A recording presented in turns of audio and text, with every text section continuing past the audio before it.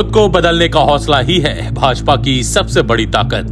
3 राज्यों में नए चेहरे को सीएम बनाकर पार्टी ने दिखाई यह ताकत। घिसे पिटे और पुराने तौर तरीकों पर चलने के कारण ही पिछड़ती है कांग्रेस। दोनों प्रमुख पार्टियों में यही फर्क चुनावी परिणाम को अक्सर प्रभावित करता है। नमस्कार, आजाद सिपाही के खबर विशेष में आपका स्वागत है। मैं हूं राहुल सिंह। हिंदी पट्टी के 3 राज्यों में भाजपा ने जिन चेहरों को मुख्यमंत्री पद की जिम्मेदारी सौंपी है, उनमें से किसी के बारे में न किसी ने पहले कभी सोचा था और न ही राजनीतिक पंडितों ने इसकी कल्पना ही की थी।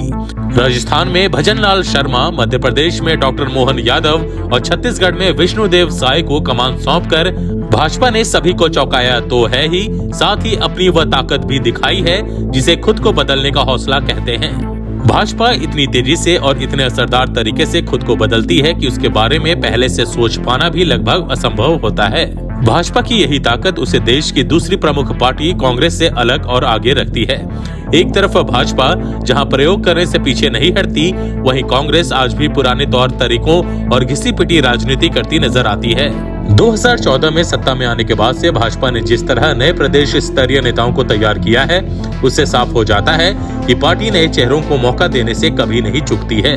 चाहे योगी आदित्यनाथ हो या हिमंत बिस्वा शर्मा, पुष्कर सिंह धामी हो या फिर भूपेंद्र भाई पटेल, विष्णुदेव साय हो या भजनलाल शर्मा, सभी के सभी भाजपा के नए प्रदेश स्तरीय नेता हैं। इसके मुकाबले कांग्रेस के पास सुखविंदर सिंह सुक्खू और रेवंत रेड्डी के अलावा कोई तीसरा चेहरा नहीं है, या दूसरे शब्दों में कहें तो पार्टी किसी नए चेहरे को मौका ही नहीं देना चाहती है। खुद को बदलने की यही ताकत भाजपा और कांग्रेस के बीच सबसे बड़ा अंतर है और शायद कांग्रेस का लगातार पिछड़ने का कारण भी। अब जबकि 2024 का आम चुनाव कुछ ही महीने दूर है, यह अंतर कितना असरकारक है और इसका चुनाव परिणाम पर क्या प्रभाव हो सकता है, बता रहे हैं आजाद सिपाही के विशेष संवाददाता राकेश सिंह। आज से करीब 9.5 साल पहले जब नरेंद्र मोदी पहली बार दुनिया के सबसे बड़े लोकतंत्र के प्रधानमंत्री पद की शपथ ले रहे थे, तो उसे भारतीय इतिहास के बदलाव की शुरुआत कहा गया था। लेकिन किसी को उस समय यह पता नहीं था यह कौन सा बदलाव है और इसका भारतीय समाज पर क्या असर पड़ने वाला है। आज 9.5 साल बाद पीछे मुड़कर देश की राजनीतिक घटनाओं पर नजर दौड़ाने से साफ हो जाता है कि वह किस बदलाव की बात थी। दरअसल बदलाव की बात राजनीतिक और सामाजिक बदलाव की थी, जिसने भाजपा को लगभग अजेय बना दिया। राजनीति के तौर तरीकों को बदलने और उसे आक्रामक बनाने में भाजपा आज भी अपनी प्रतिद्वंदी कांग्रेस से मीलों आगे है। इसका ताजा उदाहरण राज्यों में मुख्यमंत्री का चयन है। अब हिंदी पट्टी के 3 राज्यों मध्य प्रदेश, छत्तीसगढ़ और राजस्थान के चुनाव परिणामों में तो भाजपा ने चौंकाया ही, साथ ही उसने इन तीनों राज्यों में मुख्यमंत्री चेहरों का ऐलान करके भी चौंका दिया। शिवराज सिंह चौहान, डॉक्टर रमन सिंह और वसुंधरा राजे सिंधिया जैसे दिग्गजों की मौजूदगी के बावजूद पार्टी द्वारा नए चेहरों पर भरोसा किया गया। इसमें भी राजस्थान में तो पहली बार जीतने वाले विधायक की ताजपोशी कर दी गई। यह तो हो गई भाजपा की बात। अब अगर कांग्रेस का रुख करें तो वहां पर अभी भी पुरानी कहानी दोहराई जाती नजर आती है। चुनाव परिणामों के करीब 10 दिन के बाद संभवतः कांग्रेस सोच रही होगी कि अगर उसने पहले ही कमलनाथ, गहलोत और बघेल की जगह नए चेहरों को आगे किया होता तो क्या परिणाम अलग होता। अगर भाजपा की बात करें तो कुछ साल पहले भाजपा भी इसी तरह के हालात से गुजर रही थी। शिवराज सिंह चौहान पहली बार 2005 में सीएम बने थे। डॉक्टर रमन सिंह 3 बार मुख्यमंत्री रह चुके थे और वसुंधरा राजे सिंधिया भी 2 बार इस ओहदे पर रह चुकी थी। खुद नरेंद्र मोदी भी 2001 से 2014 तक गुजरात के मुख्यमंत्री रहे थे। लेकिन 2014 के बाद मध्य प्रदेश को छोड़कर भाजपा ने प्रदेश राजनीति में नए चेहरों को मौका देना शुरू कर दिया। इसके लिए कतावर नामों की भी परवाह नहीं की गई।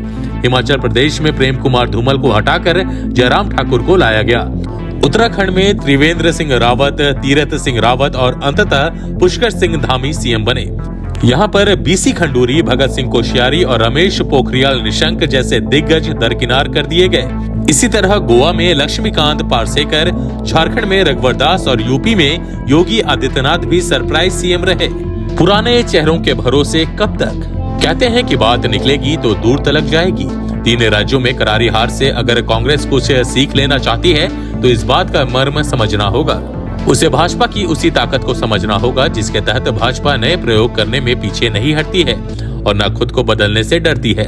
कांग्रेस के पास आज भी यह ताकत नहीं है। असल में अभी तमाम राज्यों में कांग्रेस पुराने चेहरों के ही भरोसे चल रही है। इन्हें हरियाणा में भूपिंदर सिंह हुड्डा और उत्तराखंड में हरीश सिंह रावत जैसे नाम शामिल हैं। कर्नाटक में भले ही पार्टी ने जीत हासिल कर ली हो, लेकिन यहाँ भी उसके पास सिद्धारमैया और डीके शिव कुमार ही विकल्प थे। हरियाणा में तो अगले साल चुनाव भी होने वाले हैं। अगर कांग्रेस को आने वाले समय में राजनीति में कुछ अलग करना है तो उसे नेतृत्व परिवर्तन पर ध्यान देना होगा। हिमाचल तेलंगाना से कब सीखेगी? यह भी दिलचस्प है कि कांग्रेस के सामने हिमाचल और तेलंगाना का उदाहरण होने के बावजूद वह इनसे सबक नहीं ले सकी। हिमाचल में नए चेहरे सुखविंदर सुक्खू को मौका दिया था और वह चुनाव जीतने के बाद मुख्यमंत्री भी बने। इससे पहले यहाँ पर वीरभद्र सिंह 1983 में सीएम बनने के बाद 1985, 1993 और 2004 और 2012 में भी बने रहे। हालांकि पंजाब में भी पार्टी ने कैप्टन अमरिंदर सिंह को हटाकर चरणजीत सिंह चन्नी को मौका दिया था, लेकिन यहाँ पर इस फैसले को इस तरह से लागू किया गया कि यह बहुत प्रभावशाली नहीं साबित हो सका। चन्नी विधानसभा चुनाव तो हारे ही, अपना सियासी करियर भी दांव पर लगा बैठे। कांग्रेस में जवाबदेही तक नहीं। अब सवाल उठता है कि क्या कांग्रेस कुछ नए प्रयोग करेगी? क्या वह नई लीडरशिप की खेप तैयार करेगी? इसका जवाब ना में ही है। कांग्रेस की राजनीति के जानकारों के मुताबिक भाजपा के पास प्रयोग करने की इच्छा शक्ति है। उसने नए चेहरों को जिम्मेदारी दी। हालांकि गोवा में पारसेकर, झारखंड में रघुवर दास, उत्तराखंड में त्रिवेंद्र और तीरथ नाकाम रहे, लेकिन कई नाम ऐसे भी रहे जो बतौर नेता उभरे। हालांकि दिखने वाली बात यह है कि इसके बाद भी भाजपा लगातार भरोसा दिखा रही है। वह पार्टी में एक बड़ा संदेश भेज रही है कि कोई भी नेता बड़ी जिम्मेदारी का सपना देख सकता है। दूसरी तरफ कांग्रेस में तो हार की जवाबदेही तक तय नहीं हो रही। कमलनाथ कांग्रेस प्रदेश अध्यक्ष थे, एक बार सीएम रह चुके थे, इसके बावजूद कोई जवाबदेही नहीं है।